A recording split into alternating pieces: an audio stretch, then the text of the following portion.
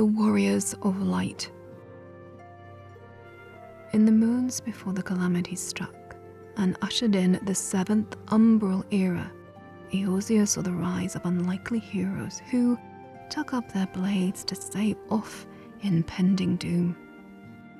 However, despite their countless deeds, the names and faces of these brave men and women have been mysteriously erased from the minds of Eorzeans, all that remains being a searing white brilliance that blinds us from memories that should exist.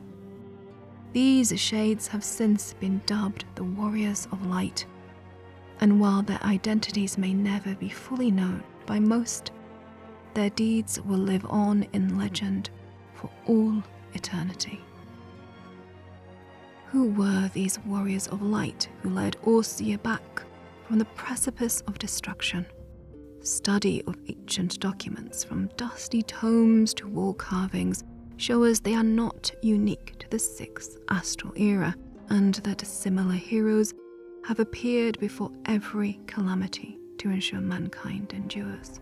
For example, before the Great Flood, which marked the end of the 5th astral era, legend tells us of 12 archons who descended on Eorzea to warn its denizens of the rising waters.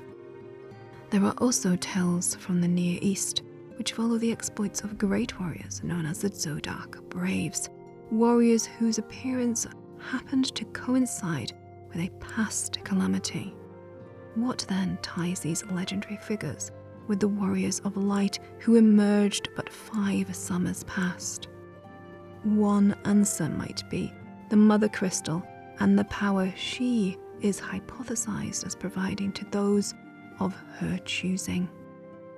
Eorzean myth is full of tales of heroes who have been granted seemingly otherworldly powers, while much of this can be attributed to embellishment by bards looking to add spice to their honeyed tales of sword and sorcery. Might it be that these tales also speak some truth, as the powers which they describe are often similar to the ones documented by the Scions of the 7th Dawn, as being experienced by those of you who have had contact with Hydaelyn. This power, known as the Echo, comes in many forms. For those blessed with the power to transcend words, language no longer possesses a barrier to intercultural communication.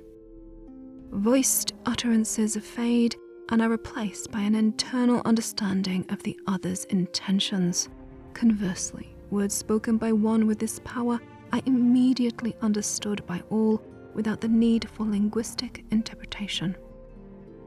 The power to transcend time. Those granted with this form of the Echo can mentally travel back in time to witness occurrences experienced by others. It was originally thought that proximity with the memory holder was necessary for the transcension, but it has recently been discovered that residual mnemonic aether lingering in a location can also trigger these third-party flashbacks. The power to transcend worlds. Though rare, there have also been cases reported of individuals who, through the manifestation of Hydaelyn's very light, can walk the ethereal plane and communicate directly with the planet herself.